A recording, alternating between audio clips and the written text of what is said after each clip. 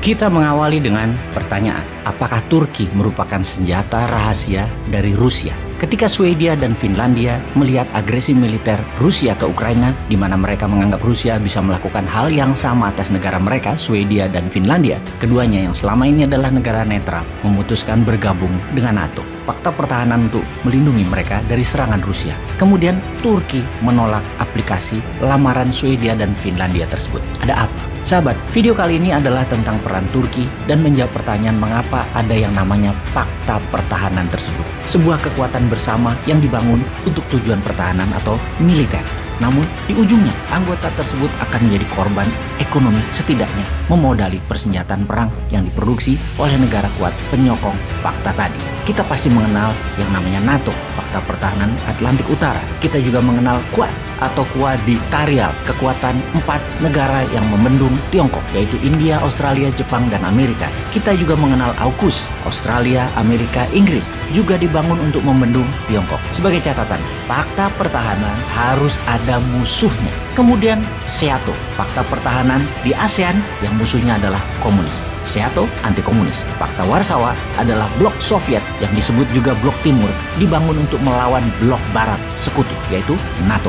Semua fakta pertahanan tersebut pasti ada Amerikanya atau pasti diarahkan ke pro Amerika. Kemudian di tahun 2013 ada tantangan baru bagi pemegang hegemoni dunia, yaitu Amerika dan sekutu Barat ini. Dan untuk memahami hal ini, kita harus lebih paham tentang cara bernegara. Apa yang terjadi di tahun 2013 tersebut, yaitu Tiongkok di bawah Xi Jinping membuat inisiasi yang namanya Belt and Road Initiative atau BRI, yaitu sebuah jalan distribusi produk Tiongkok yang semuanya akan diikat di belt ke Beijing yang akan menjadi pusat dunia perdagangan.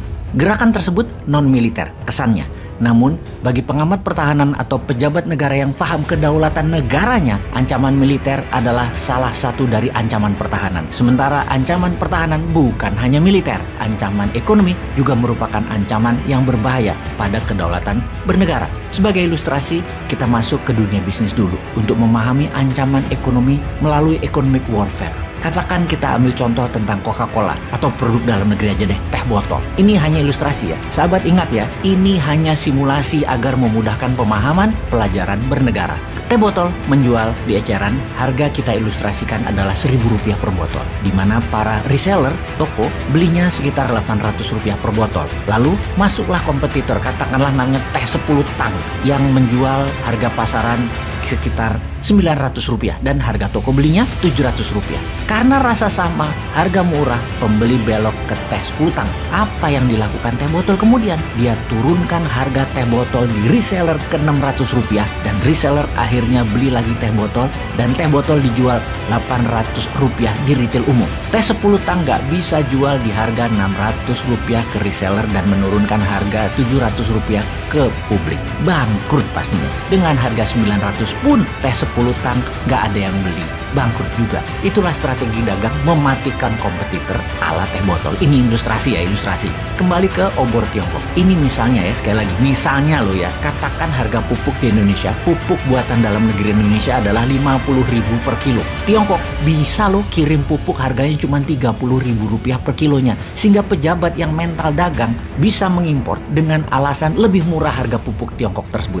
Efeknya pabrik pupuk di Indonesia tidak ada yang beli dan bangkrut. Walau lebih murah, namun kalau kacamata pejabat yang paham bernegara, maka lebih baik ditingkatkan produksinya, impor pupuk tetap dilarang. Atau boleh impor tapi kenakan pajak tinggi agar harga lokal tetap lebih murah. Jika pabrik garmen tutup, pabrik pupuk tutup, petani bawang tidak mau menanam bawang karena merugi, itu strategi negara pejabatnya yang salah. Karena alasan murah, impor tadi ternyata mematikan produsen sebuah negara. Itulah mengapa kalau paham bernegara, melihat strategi obor Tiongkok, bermitra dengan Tiongkok adalah nation threat, ancaman negara secara ekonomi. Tapi kalau atas nama membangun, atas nama nggak punya uang negaranya, hanya Tiongkok yang bisa kasih bantuan uang, hanya Tiongkok yang punya tenaga SDM, hanya Tiongkok yang punya teknologi, dan yang berbicara adalah pejabat yang sangat meyakinkan cara bicaranya banyak.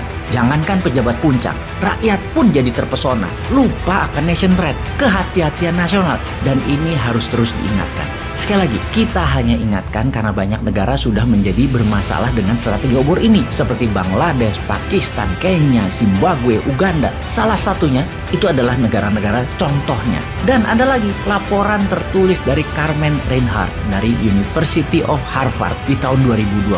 Secara keseluruhan, studi ini meneliti 2.000 pinjaman Tiongkok kepada 152 negara dari tahun 2011 sampai tahun 2019. Tercatat sejak tahun 2017 saja ada 50 negara berkembang yang terus menambah utang dari Tiongkok. Negara yang lebih maju berutang ke Tiongkok lewat surat hutang negara atau sovereign bond. Sementara negara yang berpenghasilan rendah biasanya mendapat utang langsung dari BUMN Tiongkok seperti China Development Bank dan kemudian juga Export-Import Bank of China.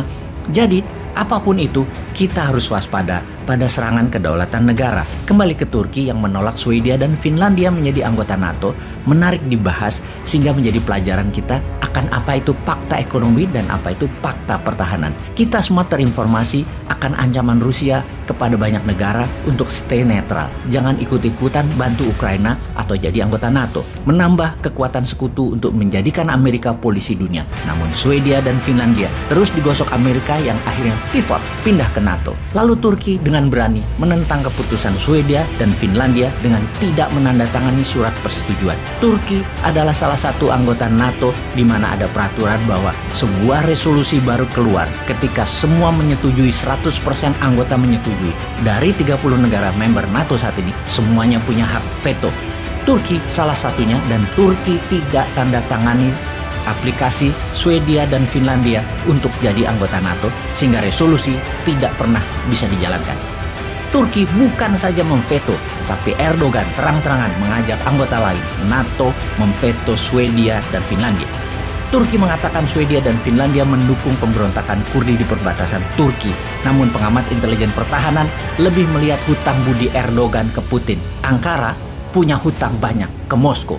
Salah satu hutang budi Erdogan adalah dibocorkannya rencana kudeta di Turki yang akan menggulingkan Erdogan oleh CIA yang membuat 2.000 orang ditangkap yang anti Erdogan tersebut. CIA akan menggulingkan Erdogan karena Turki membeli minyak ISIS dan menjual sebagiannya ke Tiongkok.